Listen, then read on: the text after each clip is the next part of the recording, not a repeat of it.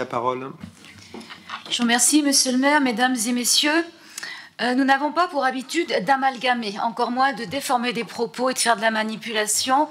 J'invite Monsieur Leroy à s'expliquer sur son allusion tout à l'heure par rapport à la citation de Frantz Fanon. Ce n'est pas parce qu'on inaugure une fresque qu'on connaît tout.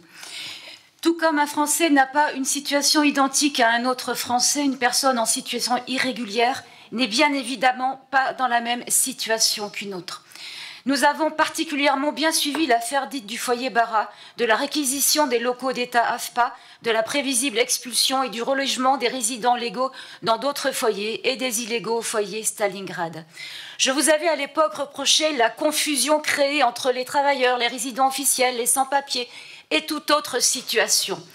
J'étais présente sur le terrain rue Bara et devant l'AFPA et ai pu échanger avec les personnes concernées. J'ai eu l'occasion de me rendre personnellement à plusieurs reprises au foyer Stalingrad pour constater par moi-même, pour entendre et écouter pendant plusieurs heures. Non, ce n'était pas un coucou de 5 minutes.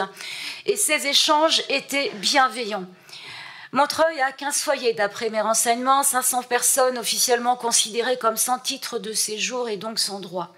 Nous savons que certains travaillent en France depuis 20 ou 30 ans, mais aussi que d'autres viennent d'arriver et qu'il y a des mineurs isolés. Ces derniers relèvent de dispositifs spécifiques. Le droit français est généreux envers les personnes en situation irrégulière. Mais ces personnes ont besoin d'être accompagnées. Et c'est ce que nous avions proposé, c'est vérifiable par page 14 de notre programme, accompagner les populations migrantes via les dispositifs juridiques et donc légaux existants et l'appui de véritables experts. Je ne parle pas d'un avocat généraliste, mais d'un véritable avocat.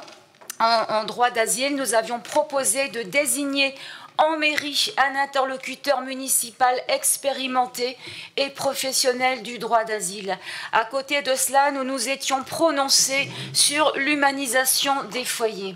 Nous ne sommes pas dans l'instrumentalisation de ces populations par des syndicats ou des mouvements politiques ou des partis, les entraînant dans des manifestations parfois dérivées, comme on l'a vu il n'y a pas si longtemps, et les mettant ainsi potentiellement en danger.